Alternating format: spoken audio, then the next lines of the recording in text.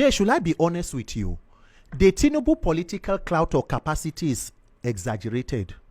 Yes. President Tinubu is not us. In fact, the confidence and arrogance of that political class and dynasty is a corrupt and criminal electoral process.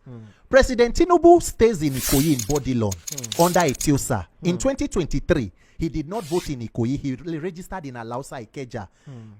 Peter Obi won Ikeja and Etiosa. That was home and away. He won Lagos. President Tinubu is the first person who won presidency by losing all the major states. He lost Kano, lost Abuja, lost his home state of Lagos, and then reverse whatever happened with the shenanigans with the FCT minister there. So look, if we fix elections, and that is why today, no matter what, if you take away criminality and thuggery, people were flogged out of polling units in Lagos during the elections.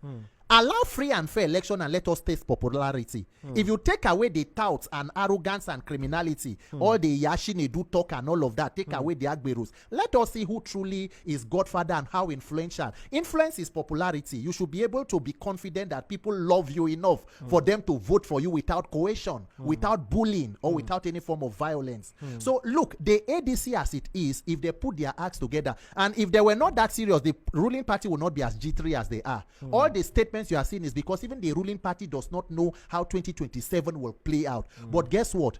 2027 is even beyond APC and ADC.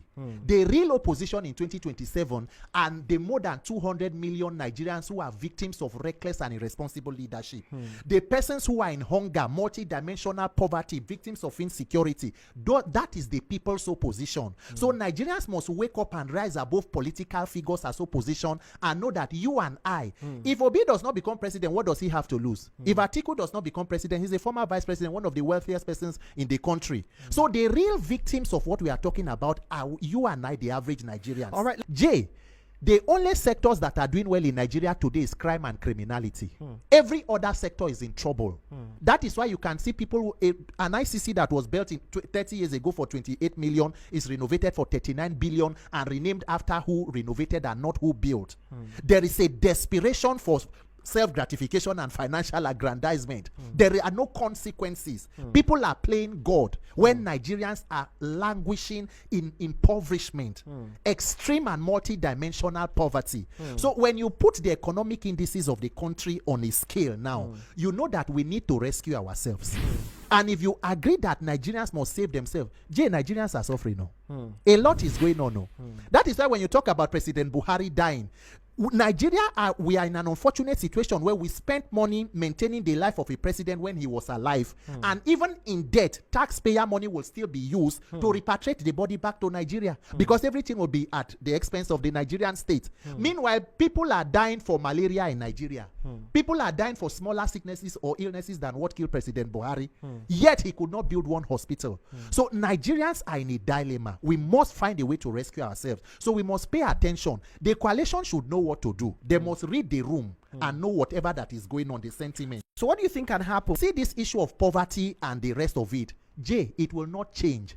What is the cause of poverty in Nigeria? A bad economy. Why is our economy bad? We do not produce. We are a non-productive nation. What exactly is going on? Corruption. 60% of the country's budget is outrightly stolen. Brazen criminality. What is going on in government is thieves. People stealing. And there are no consequences. Look at insecurity. It cannot end because the more money you pour into it, it has become an investment. The National Security Advisor said in Plateau that the weapons that are used to kill people in Plateau, Benue State, are weapons that were stolen from government armory. Criminals are stealing weapons from government, using to kill citizens, and government cannot protect them. So there will be no better time because the tragedy about Nigeria is that there is no worst case scenario. Because things are this bad does not mean it will not get worse. So if you say you want to solve poverty, you wait for 2027 for them to rig themselves back into power, you have 4 years of more disenfranchisement.